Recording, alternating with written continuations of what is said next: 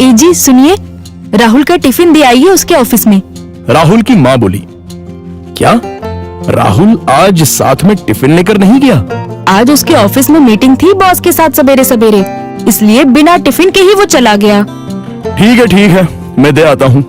राहुल के पिता तैयार होने के लिए कमरे में चले गए। एक दिन पहले, माँ, मेरे दोस्त के पिताजी भी टीचर थे, उन्होंने देखो कैसे आलीशान बंगला खरीदा है, नहीं तो मेरे पापा, हम आज भी इस किराए के मकान में रहते हैं। राहुल गुस्से से बोला।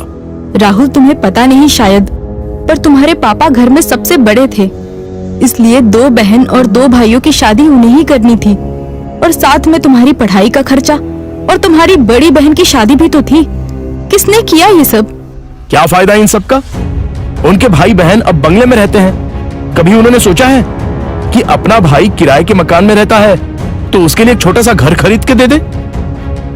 ये सुनकर माँ की आंखों में आंसू आ गए। उन्हें समझ नहीं आ रहा था कि जन्म दिया बेटा अपने बाप के बारे में ऐसी बातें कर रहा है। फिर माँ बोली, तुम्हारे पिता ने अपना कर्तव्य निभाया, अपने भाई बहनों से कभी किसी चीज की उम्मीद नहीं की। राहुल पागलों जैसा बोल रहा था। अच्छा वो ठीक है, पर पिताजी लड़कों की ट्यूशन लेते थे, उनसे अगर फीस लेते तो आज पिताजी पैसों की गद्दी पर सोते। आजकल के क्लास वाले देखो कैसे इंपोर्टेड गाड़ियों में घूमते हैं। लेकिन तुम्हारे पिता के कुछ उसूल थे, ज्ञान बांटने के, पैसे नहीं लेने के, इसलिए तो उन्हें ढेर सारे पुरस्कार भी मिले। पता भी है तुम्हें? ये सुनते ही राहुल जोर से चिल्लाया, क्या फायदा इन पुरस्कारों का? क्या उनसे हमारा मकान बनेगा? पड़े हैं धूल खाते उस कबाड़ खाने में, कोई नहीं पूछता है उनको। तभी दरवाजे की बेल बजती है। पिताजी ने अपनी बातें तो सुन नहीं ली ना। इस डर से राहुल का चेहरा उतर गया, लेकिन पिताजी किसी से बात किए बिना ही अपने कमरे में चले गए। ये था कल का झगड़ा, और आज मोहनलाल ने साइकिल को टिफिन लगाया और कड़ी धूप में राहुल के ऑफिस पहुंच गए। कड़ी धूप होने के कारण वो थक गए थे। ऑफिस पहुंचने पर उनको सिक्योरिटी गार्ड ने रोका। राहुल सर को टिफिन देना था, क्या मैं अंदर जा सकता हूं? मोहनलाल ने पूछा। अभी नहीं दे सकते, वो बॉस के साथ मीटिंग में है, जब मीटिंग खत्म होगी तब दे देना। चलो यहां से हटो, बॉस तुम्हें देखना नहीं चाहिए। अगर बॉस को दिख गए तो मेरी हालत खराब हो जाएगी, चलो जाओ उधर, गार्ड बोला। मोहनलाल कुछ ही दूरी पर धूप में खड़े रहे। मीटिंग 1 घंटे से ऊपर तक चली। उनके पैर में दर्द होने लगा। तभी ऑफिस के केबिन का दरवाजा खुलने की आवाज आई। बॉस के पीछे पीछे राहुल भी आया। धूप में खड़े हुए पिताजी को देखकर वो मचलाया। चलते चलते बॉस की नजर मोहनलाल पर पड़ गई। गाड़ी में बैठने की बजाय वो वहीं खड़े रहे। वो सामने धूप में कौन खड़ा है? उन्होंने गार्ड से पूछा। अपने राहुल साहब के पिता हैं, टिफिन देने आए थे। गार्ड डरते हुए बोला। बुलाओ उन्हें। राहुल घबरा गया, उसके पसीने छूट गए। उसे अपने पिता पर बहुत गुस्सा आया। गार्ड के बुलावे पर मोहनलाल अंदर आए। बॉस उनके पास गए और बोले, आप मोहनलाल सर हैं ना? सरकारी स्कूल में आप ही टीचर थे ना? हाँ, पर आप कैसे पहचानते हैं मुझे? कुछ समझने से पहले ही बॉस ने मोहनलाल के पैर छुए। राहुल और सब लोग ये देखकर हक्का बक्का रह गए। सर, मैं विजय, आपका स्टूडेंट था। आप मुझे पढ़ाने के लिए घर आते थे। हाँ, याद आया। बाप रे, तुम तो बहुत ही बड़े हो गए हो। विजय मुस्कुराया और बोला, सर आप यहाँ धूप में क्या कर रहे हैं? चलिए अंदर बैठते हैं, बहुत सारी बातें करनी है आपसे। सिक्योरिटी, तुमने इन्हें अंदर क्यों नहीं बिठाया? सिक्योरिटी ने शर्म के मारे गर्दन नीचे कर दी और बोला, सॉरी सर, गलती हो गई। इस पर मोहनलाल बोले, इसमें इसकी कोई गलती नहीं है, आपको डिस्टर्ब ना हो इसलिए मैं ही बाहर खड़ा हुआ था। ओके। विजय ने मोहनलाल का हाथ थामा और उनको अपने केबिन ले गया। बैठिए सर, अपने कुर्सी की तरफ उंगली करते हुए विजय बोला। नहीं, ये कुर्सी तो तुम्हारी है। मोहनलाल हिचकिचाहट से बोले, सर आपकी वजह से ही तो ये कुर्सी मुझे मिली है, इसलिए इस पर सबसे पहले आपका हक बनता है। विजय ने जबरदस्ती मोहनलाल को अपनी कुर्सी पर बिठाया। शायद आपको पता नहीं, लेकिन अगर सर नहीं होते तो आज ये कंपनी नहीं होती और मैं अपने पिता के साथ उनकी दुकान में बैठा रहता, विजय ने अपने साथियों से कहा। राहुल और मैनेजर आश्चर्य से देखते ही रह गए। स्कूल के टाइम मैं एक एवरेज स्टूडेंट था, मुझे पढ़ाई में दिलचस्पी नहीं थी।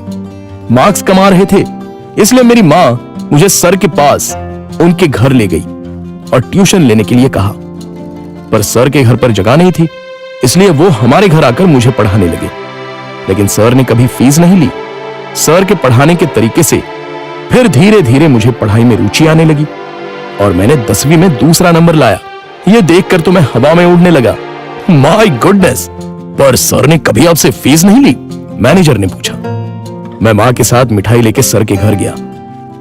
मां ने 50,000 का चेक सर को दिया, लेकिन उन्होंने वो नहीं लिया।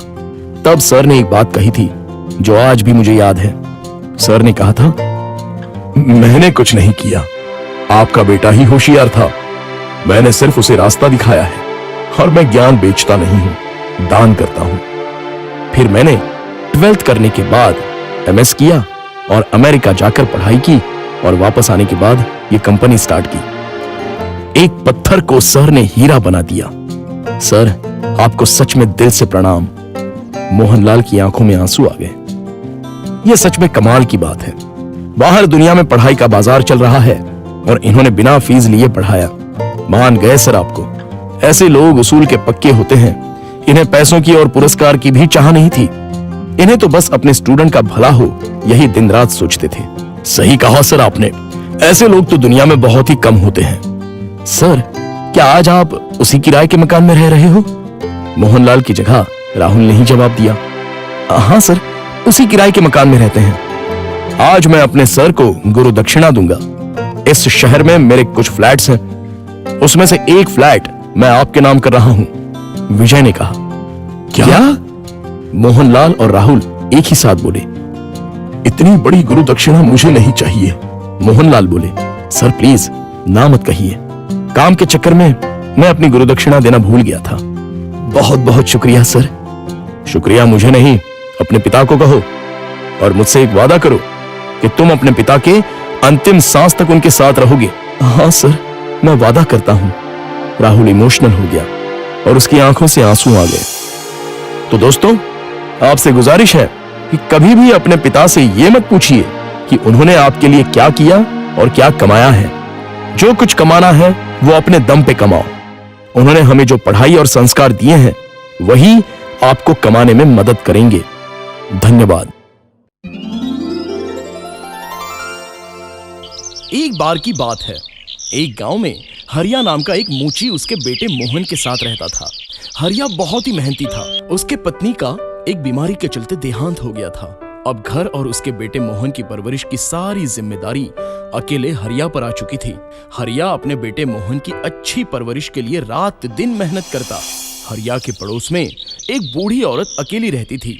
हरिया ने एक दिन उस बूढ़ी औरत से कहा, माँ जी, क्या आप दिन में मोहन बेटे को संभाल लिया करेंगी जब मैं काम पर जाऊंगा? हाँ बेटा, मैं तुम्हारे बेटे को संभाल लूंगी। आखिर ये भी तो मेरे पोते जैसा ही है, तुम इसकी बिल्कुल फिक्र मत करना। मोहन पूरा दिन उस बूढ़ी दीदी के घर ही खेलता और रात में जब हरिया घर आता तो वो मोहन को खाना बनाकर खिलाता और लोरी सुनाकर सुला देता। कुछ सालों बाद हरिया ने काम में तरक्की कर ली और उसके घरेलू हालात ठीक हो गए।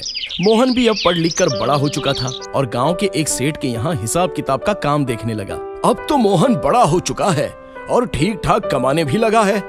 अब उसकी शादी कर देनी चाहिए। मैं भी बूढ़ा होता जा रहा हूँ। हरिया ने अपने बेटे का रिश्ता पास के गांव के एक सेठ की बेटी से तय कर दिया और अपने मोहन की शादी करवा दी। जब मोहन की पत्नी अपने ससुराल में आई तो उसने धीरे धीरे अपने पति मोहन से कहकर हरिया के लिए कई चीजों पर रोक टोक लगाना शुरू कर दिया और हरिया अपने बेटे और बहू के सामने हमेशा चुप रह जाता। मोहन की शादी को कुछ साल बीते और एक दिन हरिया के घर में पोते की किलकारियां गूंजी। हरिया पोते के आते ही खुशी से पागल हो गया और उसने पूरे गांव में मिठाई बंटवाई। हरिया ने अपने पोते का नाम रखा सूरज। सूरज अपने दादा हरिया के बहुत करीब था और हमेशा उन्हीं के साथ खेलता। ये देख मोहन की पत्नी विमला को बहुत जलन होती। देखते ही देखते सूरज 8 साल का हो गया और वो स्कूल जाने लगा। एक दिन हरिया की तबीयत बहुत खराब हो गई और उसे जोरों की खांसी आने लगी। हरिया की खांसी रुकने का नाम ही नहीं ले रही थी। इससे उसकी बहू विमला को बहुत तकलीफ हो रही थी। शाम को जब मोहन काम से घर लौटा, बाबूजी को काफी दिनों से खांसी आ रही है। मुझे डर है कि कहीं हमारे बेटे सूरज को इनसे कोई बीमारी न लग जाए। मैं तो कहती हूँ कि हमें बाबूजी को बाहर आंगन में रहने के लिए बोल देना चाहिए। तुम सही कह रही हो। पिताजी की तो अब उम्र हो गई है, लेकिन सूरज तो अभी बच्चा है। अगर पिताजी की बीमारी का असर सूरज पर पड़ा तो उसकी पढ़ाई लिखाई का क्या होगा? वैसे भी सूरज पिताजी की बात ज्यादा और हमारी कम ही सुनता है। तुम फिक्र मत करो, मैं पिताजी से बात करता हूँ। तेज सर्दियों का मौसम था और मोहन ने अपने पिताजी से कहा, पिताजी आपकी तबीयत अब ठीक नहीं रहती है। हाँ बेटा, मैंने हकीम के पास जाकर दवाई तो ली थी, पर पता नहीं आराम क्यों नहीं हो रहा है। पिताजी अगर आप बुरा न माने तो मैं ये कह रहा था कि क्या आप बाहर आंगन में सो सकते हैं? सूरज अभी छोटा है तो कहीं उसे आपसे कोई बीमारी ना लग जाए, इसमें उसी की भलाई है। अपने बेटे की ये बात सुनकर हरिया की आंखों में पानी आ गया। हाँ बेटा, तुम ठीक कह रहे हो। आज से मैं बाहर आंगन में ही सो जाऊंगा। बस तुमसे एक गुजारिश है, ठंड बहुत है तो तुम मुझे सिर्फ एक कंबल दे देना ताकि इस ठंड में मेरी मौत ना हो जाए। जी पिताजी, ये भी कोई कहने वाली बात है। मोहन ने अपनी पत्नी से एक कंबल लाने को कहा और अपने पिता को कंबल दे दिया और लगे हाथ मोहन ने अपने पिता हरिया का बाकी जरूरत का सामान भी बाहर आंगन में ही रखवा दिया। दरवाजे की चौखट पर खड़ा सूरज अपने दादा की आंखें और उनका उदास चेहरा ध्यान से देख रहा था। बूढ़ा हरिया बाहर आंगन में जाकर कंबल ओढ़कर खांसता हुआ सो गया, लेकिन सूरज वहीं खड़ा अपने दादाजी को चुपचाप देखता रहा। थोड़ी ही देर बाद सूरज की माँ विमला सूरज के पास आकर बोली, बेटा तुम यहाँ ठंड में क्या कर रहे हो? अंदर चलो वरना तुम्हें ठंड लग जाएगी। माँ, मैं देख रहा था और यही सोच रहा था कि कल जब आप लोग भी बूढ़े हो जाओगे और बीमार पड़ जाओगे तो मुझे भी आप लोगों को इसी तरह कंबल देकर आंगन में सुलाना पड़ेगा ना। जैसे आज आप लोगों ने दादाजी के साथ किया है, ठीक वैसे मुझे भी आप लोगों के साथ करना होगा। विमला अपने बेटे सूरज की ये बात सुनकर हैरान रह गई और पास में खड़ा मोहन भी अपने बेटे की ये बात सुनकर सोच में पड़ गया। विमला और मोहन दोनों ये बातें अच्छे से समझ गए कि बच्चे जैसा देखते हैं वैसा ही सीखते हैं और उन दोनों को अपनी गलती का एहसास हो गया। मोहन को अपना बचपन और पिता का प्यार याद आ गया। बेटा, हम समझ गए कि हम गलत हैं। हमें दादाजी के साथ ऐसा नहीं करना चाहिए। अब वो आंगन में नहीं बल्कि हमारे साथ घर के अंदर सोएंगे और कल हम उन्हें डॉक्टर के पास भी लेकर जाएंगे जिससे वो जल्दी ठीक होकर तुम्हारे साथ खेल सकें। मोहन ने अपने पिताजी से नम आंखों से माफी मांगी और उन्हें घर के अंदर ले गया। अपने बेटे को उसकी गलती का एहसास होते देख हरिया की बूढ़ी आंखें भी नम हो गईं और अब मोहन और विमला ने पिताजी का अच्छे से इलाज करवाया और वो जल्दी ही ठीक हो गए और पूरा परिवार दोबारा वापस से खुशी खुशी एक साथ रहने लगा। इस कहानी से हमें ये सीख मिलती है कि हमें अपने माता पिता के साथ हमेशा अच्छा व्यवहार ही करना चाहिए, नहीं तो बड़े होकर कल हमारे बच्चे भी हमारे साथ वैसा ही बुरा व्यवहार करेंगे। भोपाल नाम के एक शहर में रौनक अपने माता पिता के साथ रहता था। रौनक के पिता श्यामदास के पास ज्यादा पैसे नहीं थे, बस उनके पास उनके पुरखों की दी हुई एक पुरानी कोठी थी जिसकी आज के समय में अच्छी कीमत थी। रौनक के पिता रौनक की हर ख्वाहिश को पूरी करने की कोशिश करते थे। उन्होंने रौनक को अच्छे कॉलेज से इंजीनियरिंग कराने के लिए लोगों से बड़ा कर्जा भी लिया था। यहाँ तक कि रौनक की माँ ने अपने दिल के दर्द के बारे में भी कभी किसी से कुछ नहीं कहा ताकि रौनक पढ़ लिख सके। रौनक की माँ बोली, पता नहीं ये दिल का दर्द कब मेरी जान ले ले। बस एक बार मेरा बेटा काबिल हो जाए और उसकी शादी देख लूं, फिर कोई गम नहीं।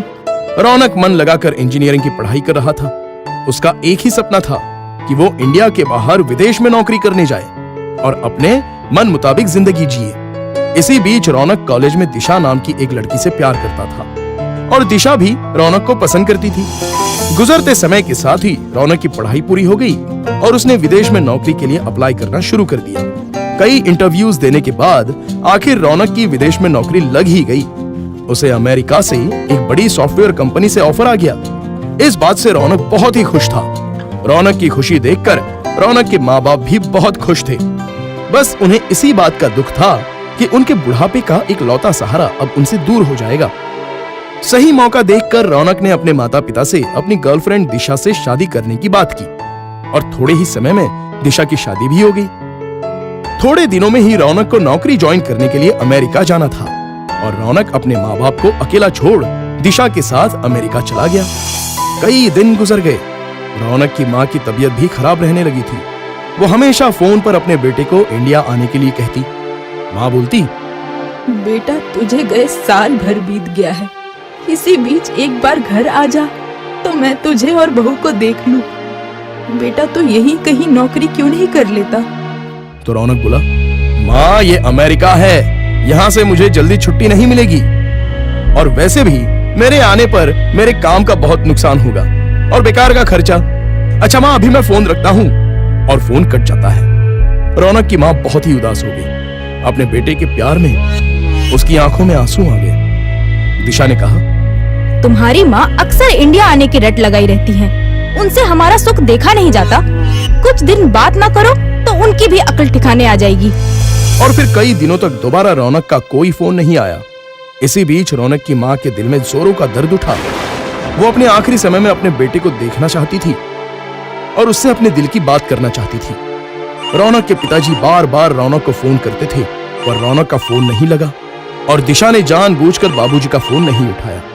रौनक की माँ का देहांत हो गया। रौनक के पिताजी ने देहांत की खबर देने और अंतिम संस्कार के लिए रौनक की कंपनी में एक मेल भिजवाया। वो मेल भी रौनक को नहीं मिला। इसी बीच एक दिन कंपनी के काम से रौनक का इंडिया आना हुआ। रौनक ने खुशी से अपने बाबूजी को फोन किया और बोला, हेलो बाबूजी, मैं रौनक। बाबूजी मैं अगले हफ्ते इंडिया आ रहा हूँ। माँ तो ये खबर सुनकर बहुत ही खुश होगी। हेलो हेलो बाबूजी, आप कुछ बोल क्यों नहीं रहे हो? हेलो हेलो बाबूजी। ये सुनकर रौनक के पिता की आंखों से अश्रुओं की धार बही जा रही थी। वो बोले, बेटा अब तेरी माँ कभी खुश नहीं होगी और अब वो तुझे कभी इंडिया आने के लिए भी नहीं कहेगी क्योंकि अब वो इस दुनिया में नहीं रही। और बेटे अब तुझे इंडिया आने की भी कोई जरूरत नहीं है। ये खबर सुनकर रौनक की आंखों से आंसू बहने लगे। उसे अपनी भूल पर बहुत पछतावा हुआ कि काश उसने अपनी माँ की बात मान ली होती तो वो आखिरी बार अपनी माँ को देख पाता, पर अब बहुत देर हो चुकी थी। इसलिए दोस्तों, जिंदगी में सफल होने का ये मतलब नहीं कि आप अपने माँ बाप और उनके किए संघर्ष और त्याग को भूल जाएं। और जब तक आपको इस बात का एहसास हो तब तक बहुत ही देर हो जाए।